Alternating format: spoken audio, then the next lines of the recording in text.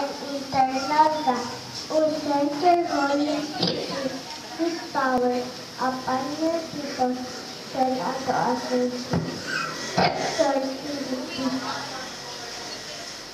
in our minds to guide our souls toward truth, in our hearts to cleanse them on every image and and our lips to preserve us from all seeking and to help us by your words to commend them to others.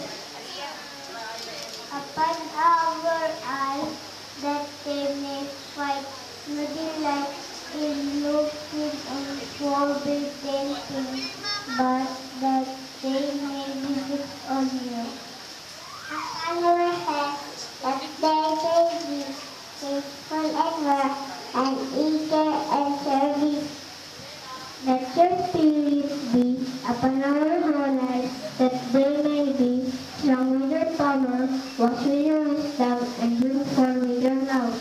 Through Jesus Christ our Lord. Amen.